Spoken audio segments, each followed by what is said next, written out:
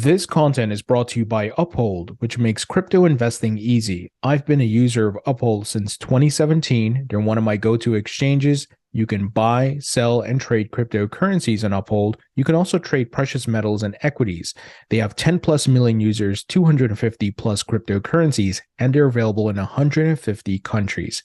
As with all exchanges, you can buy and sell on them, but I highly recommend you custody your own crypto, not your keys, not your coins. If you'd like to learn more about Uphold, please visit the link in the description. Welcome back to the Thinking Crypto podcast, your home for cryptocurrency news and interviews.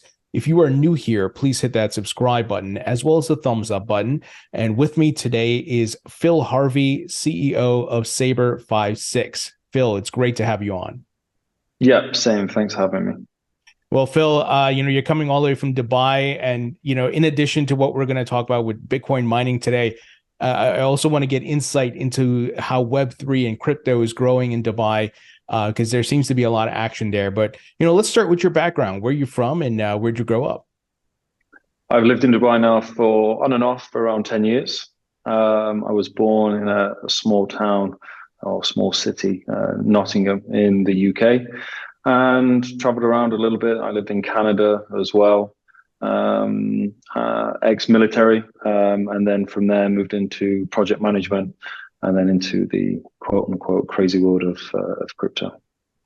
So what was your first encounter with Bitcoin, and what was your aha moment?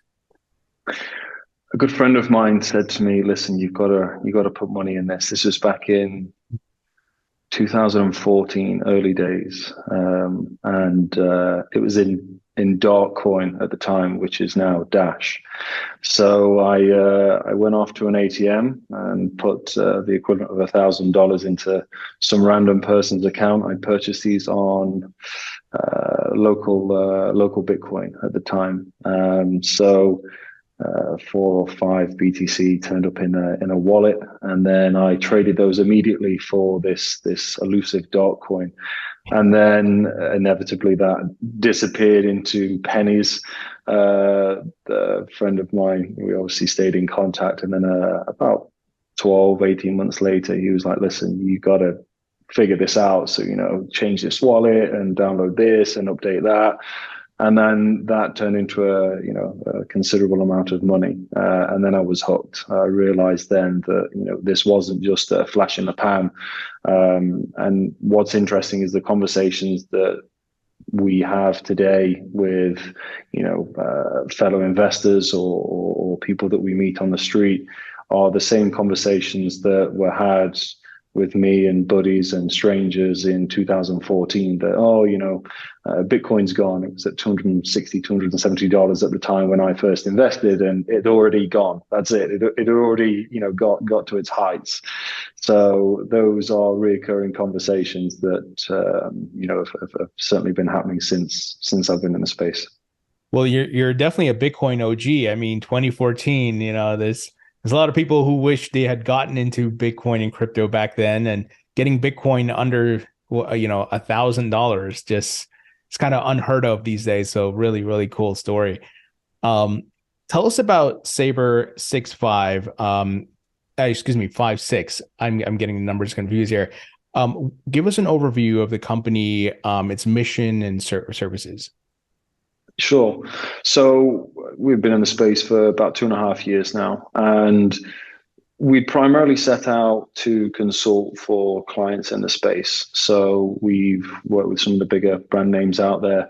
We've built farms globally, Russia, Norway, Canada, US, and the Middle East. And we as a group come from very rigid, policy, procedural backgrounds. Some of the guys are, very senior project directors and commercial directors for large consultancy firms. And it's pretty typical to operate in that manner of, winning a project, bidding that out, and, consulting on all elements to cost consult, to build, project manage, deliver, and then to operate. But in the crypto sphere, it didn't really exist. And a lot of these fly-by-night operations would pop up. The farms have been built pretty poorly over the years. They fail to align to a lot of procedural aspects for how the machine should be run and how an operation of that financial value should be operated. So we had set out with the premise to really put the industry online to make sure that there was some kind of check and balance and that things were done properly. So that's where we'd started. The move then was always to acquire funds either through raise or through putting aside profits from projects into running our own hosting operations, which is the iteration we're currently going through at the moment. We still do have project management and operations on the side, but yeah, the plan was always to move into hosting operations. So to confirm, you're both mining Bitcoin, but also helping other companies to set up mining facilities and getting Bitcoin mining hosting services as well? So we won't mine, or at least that's not the plan at the moment. We do see a real requirement in the market for a hosting only party at scale. So we are looking to fill that gap of being a hosting provider to the mass market. And recently, you raised $35 million to start a construction of, I believe, 150 megawatt mining farms in both Texas and Wyoming. Can you tell us about that? Yeah, so we courted a number of investors for several months. We'd met these parties through contacts in the space and separately to the space. And they looked at our business, how we were operating, looked at some of the clients that we had on board. They've been to visit sites that we consulted on, sites that we operated for other clients. And eventually we were able to cement some deals with a number of high net worth individuals. So those raises will all go towards projects that we're currently building out at the moment. And yeah, I mean, we are funded for the rest of this year. We're actively looking for sites for ourselves and our clients.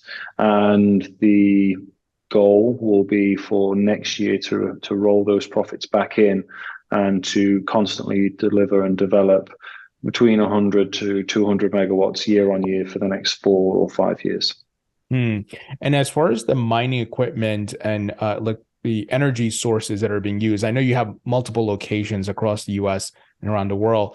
Can you tell us a bit about, are you sticking to a certain mining rig types or are you using renewable energy sources as well? We've tended to stick with Bitmain. It's something that we've been comfortable with. That's not to diminish any of their competitors. There's some great machines out there, and ultimately it's up to our clients because we don't mine. We will stay with the latest generation of equipment in order to manage our own risk and to ensure that the clients are those that are investing in the right equipment. So I would say we're agnostic, but we tend to sway towards Bitmain just because they're easier in terms of maintenance, and we've worked with them from inception. In terms of the energy sources, again, whilst we're agnostic on the whole, we obviously want to support any green initiative of any province or state that we operate in. We are grid connected at some of our locations, so it's whatever the grid provides. We do have the ability to draw from various different energy renewable sources at source, but it takes a little bit more time to get that done. It can be quite a laborious process, but we obviously want to support the wider green initiative, but ultimately that doesn't sit with us. It sits with the power grids where they produce the power and then sell to an off-taker. Now, tell us about the dynamic you're seeing with Bitcoin miners, both in the US and globally, because you had China ban Bitcoin mining and a lot of miners dispersed to different parts of the world, and many came to the United States, and specifically in Texas. It seems like right now the United States and North America is leading in Bitcoin mining as far as the amount of hash rate. How are you seeing the landscape and the lay of the land change since that China Bitcoin mining ban? I mean, the ban was short-lived. I mean, we saw hash power come immediately back on from China. So whether that continues, whether it continues to scale, is to be confirmed.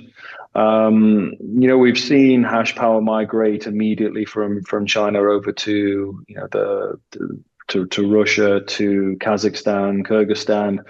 There was obviously, a number of issues there that led to restrictions.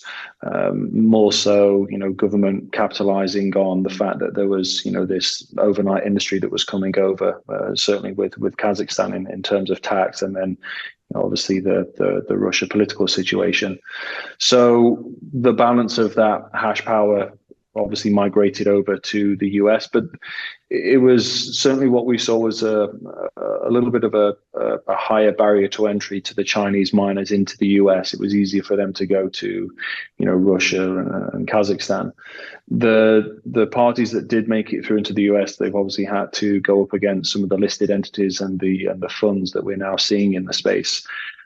I am cautiously optimistic about the US market, given how it's operating and obviously the wider economic factors of the US dollar losing its ground, and we're seeing the Chinese yuan maybe taking place in terms of the dollar. So all these economic factors will obviously play into the US's stance on mining, and it could go either way. I think reservedly the miners that are there now and the power that is there now could be grandfathered in, but new to market clients or miners could really struggle as the US restricts that market.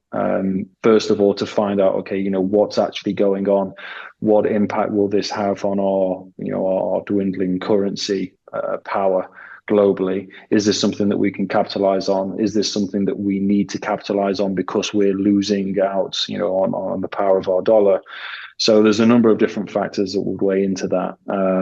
It's a vast topic that's going to play out over the next couple of years, I'm sure. For sure. In fact, just I think it was yesterday, I interviewed one of the members of the Texas Blockchain Council, trying to fight the new bill that was put out, which is titled like an anti-Bitcoin law. And, they're trying to fight that. And to your point, the US is a bit of a mess right now, both on majority on the federal level, but seeing some states get it and they're trying to attract the miners and to get the jobs, but some are fighting it. So it's a bit of a mess. And I can imagine as yourself, like an entrepreneur and trying to run your business, the U.S. is on uncertain ground right now. Yeah, I mean, we're advising our clients and internally, to limit risk, not put all the eggs in one proverbial basket. Don't go and get one big mega site, and try and spread across a number of different constituents. So at least then, you have the ability to downsize operations or move them should it be required. We're still early on in the whole, mining game. However, saying that, I do believe and have thought for probably the last 6 months now that we are entering the stage of industrialization of Bitcoin mining. So we will see, and we are seeing, a consolidation of miners. Hut 8, obviously, in the midst of that merger, other miners have had to, reduce the amount of hash power they're putting online due to, debt that they can't manage. We're seeing groups like NYDIG and Foundry by default becoming the largest miners as they own those machines that the counterparties have defaulted on. And we're also seeing large hedge funds move into the space. Some of these guys had exposure to the likes of Core and Compute North, Some of them have sat on the sidelines and just watched to see what was going to happen. And they're now moving in. Some clients of ours are large hedge funds, and they are moving into mining in a big way. But as the margins reduce, it becomes an ever more scalable game, and you really do need size now in order to operate. So I would say with a level of certainty that mining will be going through that industrialization now and consolidating into a few large players, certainly across the US, and then more globally as regulation takes hold, which is still very much needed. And because those margins are getting smaller, and the access to capital requirements is also reducing. It's a lot of capital is required in order to build out these operations, maintain and deliver this specialized equipment. And there's only a few people that are willing and able to produce that amount of cash for what is still deemed a speculative and risky investment. Yeah, and you mentioned some of your clients are hedge funds. Can you name drop? And are there any TradFi names that or customers that work with you? Unfortunately, not. No, we're covered under MNDA. Got it. Okay, I had to ask. Yeah, no issues. So, to your point of we're in a bit of uncertain times because we're still waiting on regulations. And this is at least from what I see in the United States, but it seems globally in other countries, they're embracing Bitcoin mining, crypto, and so forth, like Dubai. What maybe you can give us an idea of the temperature in the room there, and in other neighboring countries. Are they, more bullish than what's happening here in the United States? Everyone's pro crypto until it's too much. And then it's like, whoa, okay, we wanted to open the door a little bit, get some of these guys in, figure it out, but we don't necessarily put the foot in. We got the whole shoulder in there, and we're into the room. So generally, I mean, even US included, people are pro crypto. I very rarely come across anyone that is anti crypto to a point where their opinion cannot be changed.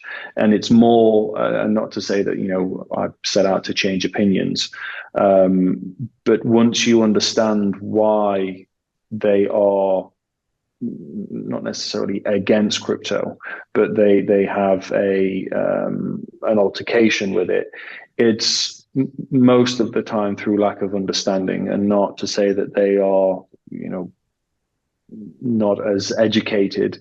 It's the media portrays things in the wrong manner, or that the information that they've received through their own research or their own poor research, to go as far as to say that is wrong.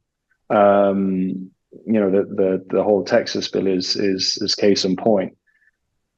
As far as I'm aware through the research, cryptocurrency mining is the only industry that can turn off power at literally the flick of a switch in order to support a grid. If the articles that are written, the latest one was the New York Times, was that we the industry were being compared to residential. Well, that's not the case. We should be compared with pharmaceuticals, petrochemical, pulp and paper, large manufacturing industries that produce a lot of power, or rather require a lot of power, but also produce a lot of offshoots of, chemicals into the atmosphere or into the groundwater, which we don't do either. And they're unable to scale their operations in order to support the grid. So it's counterproductive for ERCOT to have this program where you can curtail and, align to a demand response, if the only industry that really can at scale provide for that is going to be, quote unquote, banned from being part of it. So it's a complete misunderstanding from a lot of parties. I mean, regulation is absolutely required in all industries. Otherwise it's a free for all and people can get burnt, and, nobody in their right mind should be voting for any kind of chaos that would ensue should regulation not be implemented.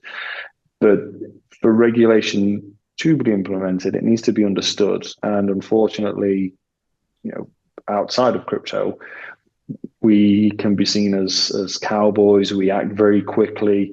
But this is the age range of the guys and girls that are in crypto. This is the entrepreneurial spirit of the industry, and it is changing slowly, but the industry needs to get on board as well. And everyone that I've met in crypto has been open to having detailed discussion with lobbyists, and helping them. And we personally have reached out to a number of counties and lawmakers to offer assistance, whether that be to noise regulation or for policies and procedures around mining. No one comes back. No one's ready to actively engage. They all want to try and figure it out themselves without that helping hand. And again, as far as I'm aware, no one that I'm speaking to, ourselves included, are charging for that service either. We're all offering it willingly to support the constituents and the industry, and it's not being received. Do you see the path to comprehensive regulations maybe happening this year, or maybe it's a 2024 thing? I know that's a hard question, but what do you think is the timeline? It's hard, yeah. It's very difficult. I mean, there's a number of factors that play into it. I mean, for regulation to be implemented, there needs to be a reason why. So before, the space was unregulated because it wasn't even on the radar. No one was interested. No one was being burdened. It wasn't a big enough, factor to the economy to be taken notice of. Now that it is, it's more of a restriction of growth, to add those protocols and legislation. Thankfully, we have some large industry players that do have political ties, or that do have a loud enough voice now that they can be heard. So I think it's going to be a case of whomever's shouting the loudest will be heard, and regulation will come in.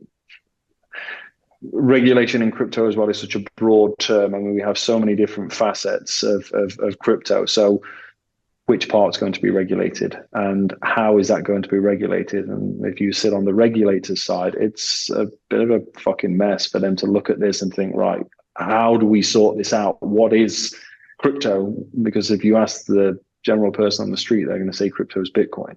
And then there's so much more to it than that. So we have to put ourselves in their shoes as well, that regulation, whilst it is needed, is certainly a laborious task to undertake, and one that is going to take a lot longer than this year. I would be extremely surprised if I saw regulation this year that would amount to anything of any kind of substance.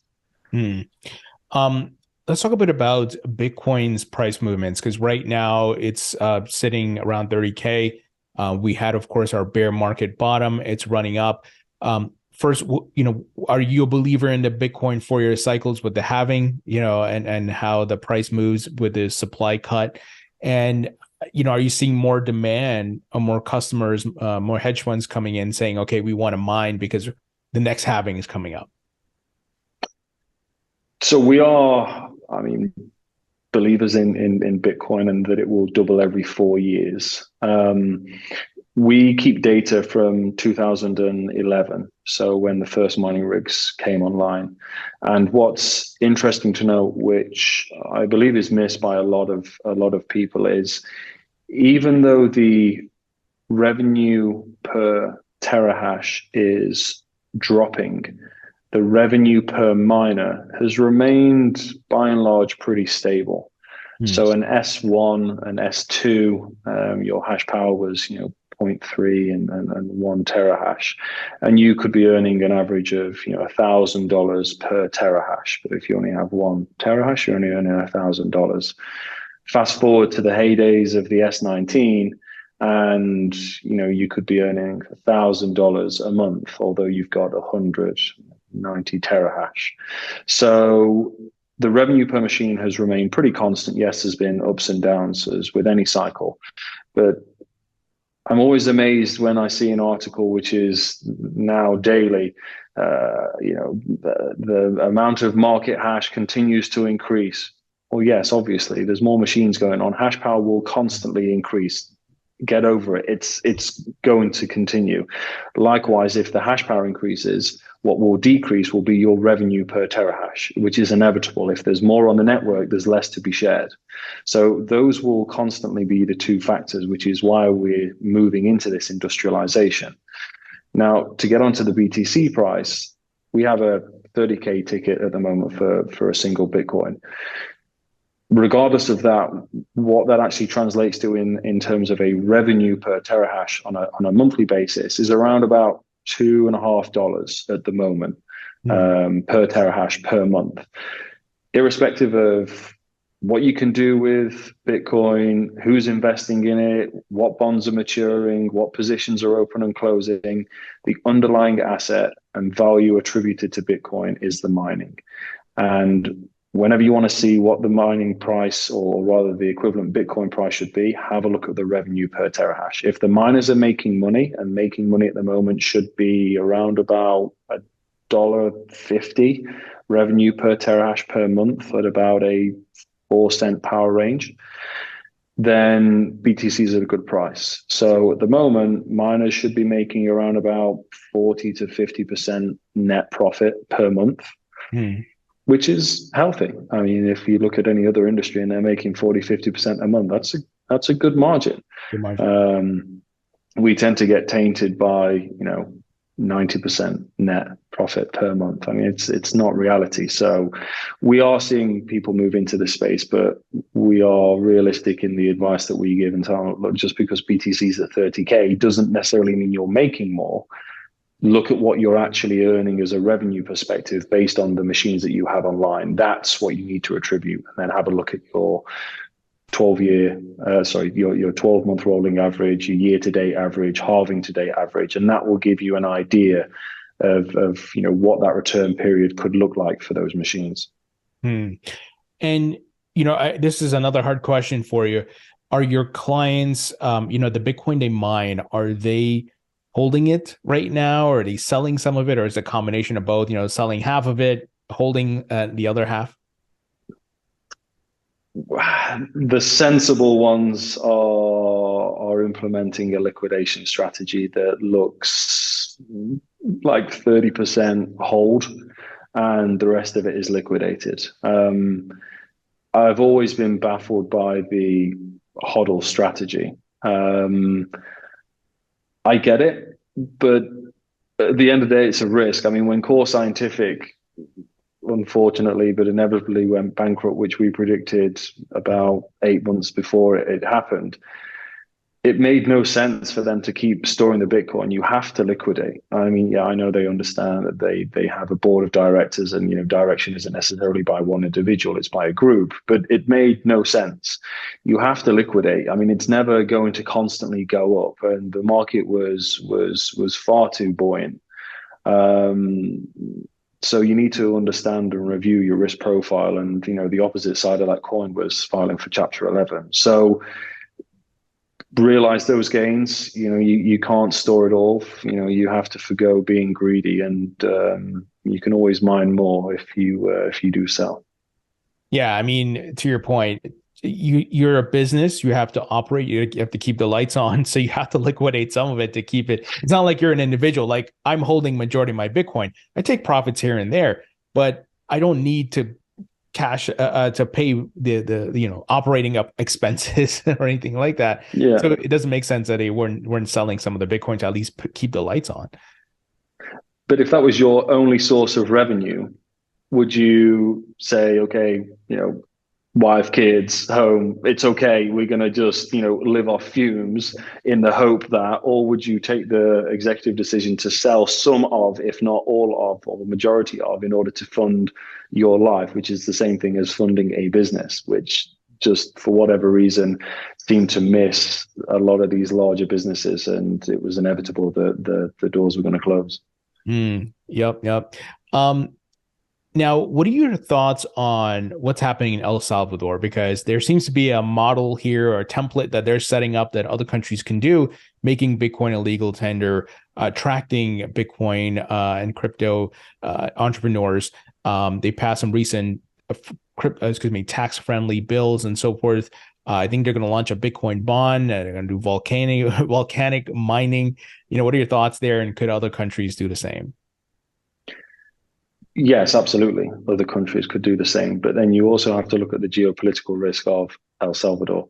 So, what have they got to lose if they can attract investors and be crypto friendly? I mean, generally speaking, if you're in crypto, you're pretty open to risk. So, operating in El Salvador would be, part of your atypical risk profile as a crypto investor. Is it all going to work? I don't know.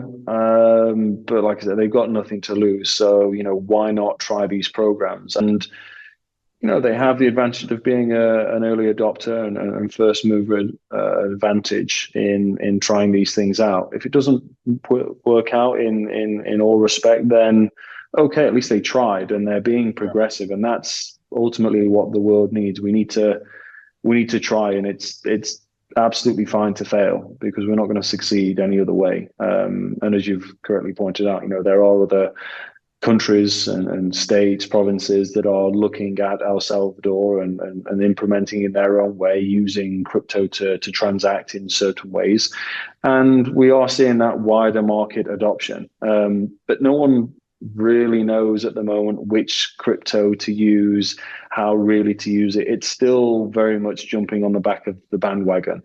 We're seeing again speculation surrounding Luna and Ripple for being it, the bank currency. Will it be the case? Who knows? Again, that's maybe some tinfoil hat time.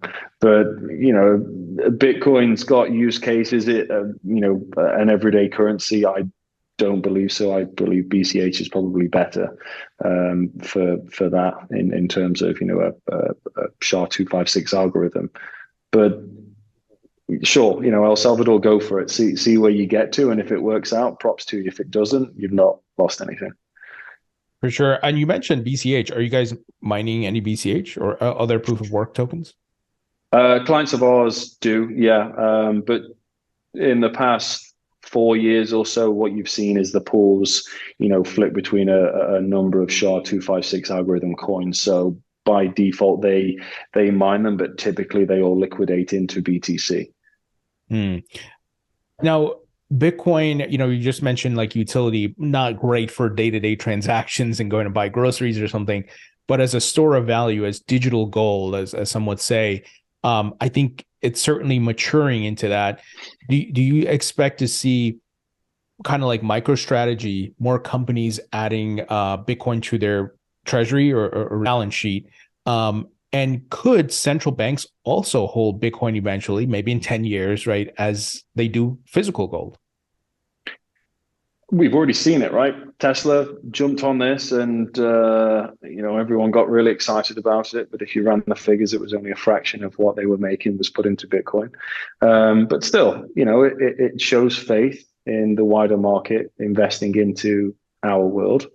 Yeah, I mean, why not? I mean, in order for Bitcoin to be widely adopted as an investment strategy for, banks or even, large groups, there needs to be a lot more price stability. So it's great they're at 30K, but should it come back down to, 20K, gold and silver don't move this much. And that's the current, standard, and has been for many, many years and will continue to.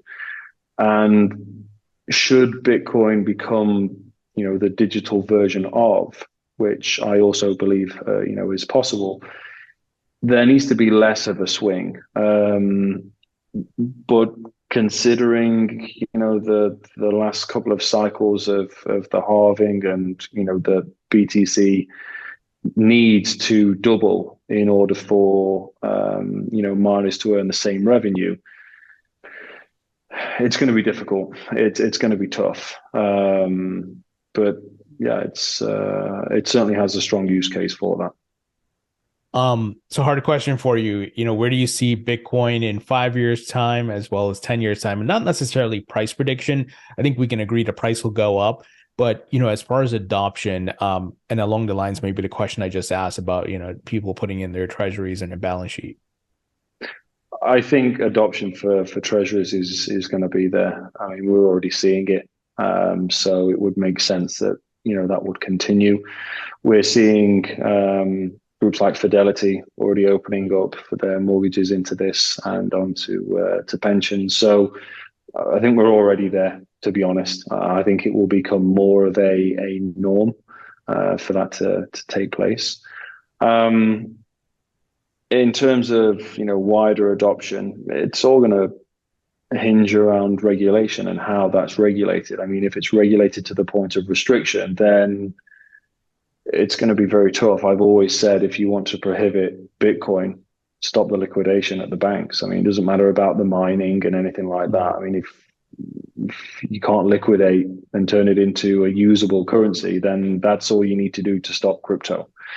So a lot of the adoption hinges on what's going to go off with the regulation. And I would like to see the bigger guys like JP Morgan move into the space and take on that mantle of an exchange, and add some staple to the industry. Because unfortunately, the guys that have dressed up as exchanges, in the past, FTX, Celsius, to name but two, have really made a mess of it for everyone. Yep. An exchange should be an exchange. I mean, we have this in the traditional sense where you exchange your dollar for your euro. Those same currency houses then don't go and place money on, gamble, essentially, that a speculative currency that's just been created or a speculative stock that's just listed will do well, which is essentially what the exchanges were doing. Exchanges should not stake. There is plenty of money to be made for exchanging one currency for another.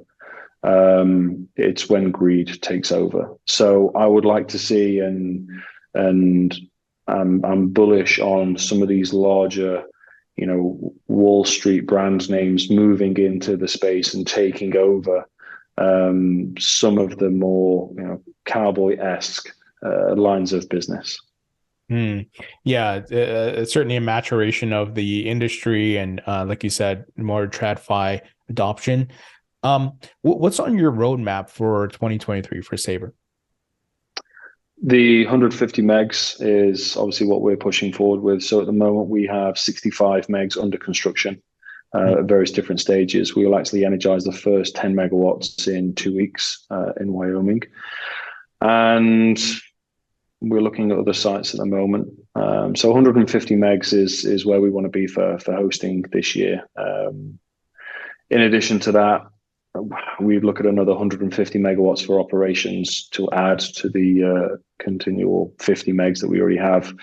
And then I'd like to think another 100 megawatts for consultancy. So more on building of the infrastructure at the moment, that would then project us into next year, where it will be solely on building out our own operations.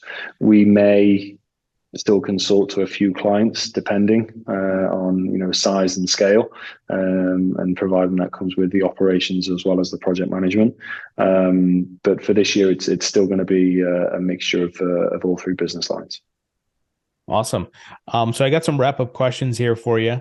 First, if you could create your own metaverse, what would the theme be? I'd probably geek it out and do something like Star Wars or Star Trek for sure. And then some rapid fire questions, such as favorite food, Pizza, favorite musician or band, Cold War Kids or Eminem. favorite movie, The Gentleman, Guy Ritchie. Yeah. Favorite book? High Society by Ben Elton. And what do you do for fun as a hobby or a pastime? I have a dog, so the pooch gets walked. It's always good for resetting the mind. And a gym rat. I enjoy going to the gym and lifting some weights and emptying the mind. Awesome. Phil, it was a pleasure chatting with you. I would love to have you back on, and as you guys continue to build and scale your business. Well, thank you for joining me. No worries. Thanks for having me. Appreciate it.